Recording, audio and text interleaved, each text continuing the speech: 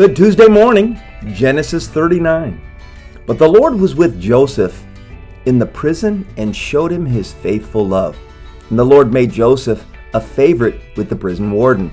Before long, the warden put Joseph in charge of all the other prisoners and over everything that happened in the prison. The warden had no more worries because Joseph took care of everything.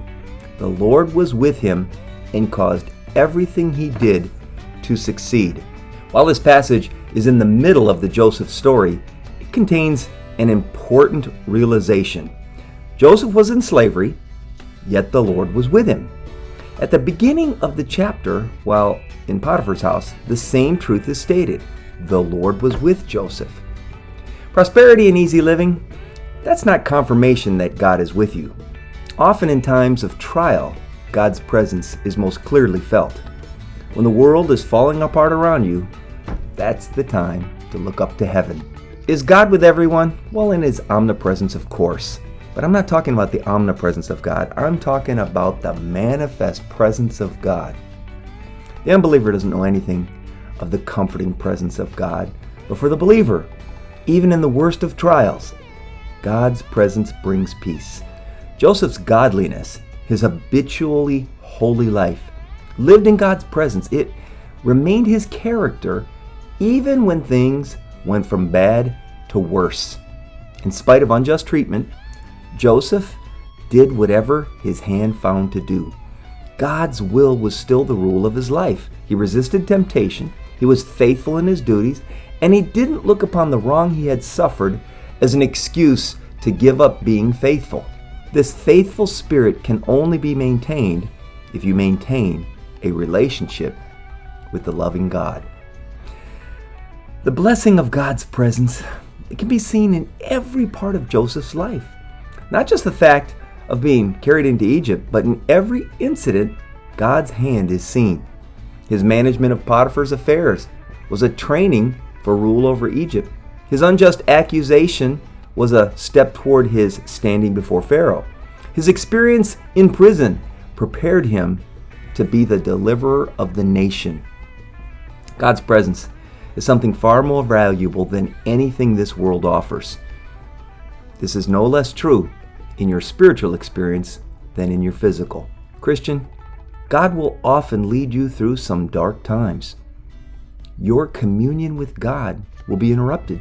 Temptation, opposition, even difficulty in praying will try your faith. Yet the Lord is never absent. Difficulties are part of the training by which He's preparing you for the fullness of blessing. When the Lord is with you, you will be a blessing to others. Joseph was a blessing to Potiphar, the jailer, Pharaoh, and the Egyptian nation. They were all blessed through him. There's no such thing as keeping a blessing to ourselves. The very attempt destroys it as a blessing.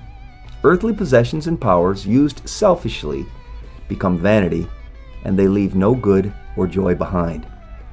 And so, with spiritual good, he who has experienced the grace of God, he must care for others, or his own spiritual state will suffer. Proverbs 11:24 says, "Give freely and become more wealthy. Be stingy and lose everything."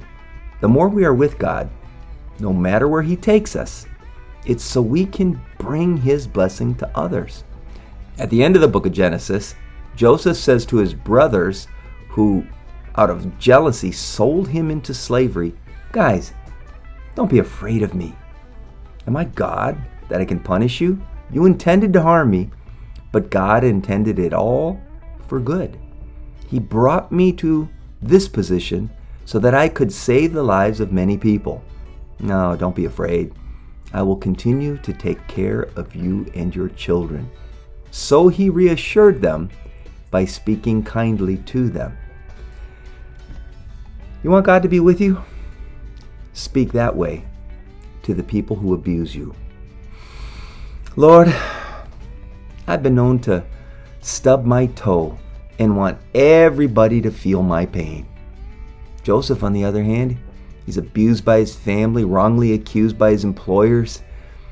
He's just generally treated with contempt, and yet every single one of the people who despised him He blessed them. Lord, it's with a bit of consternation I ask you, God, be with me. Amen. Amen. God bless you. I'll see you tomorrow.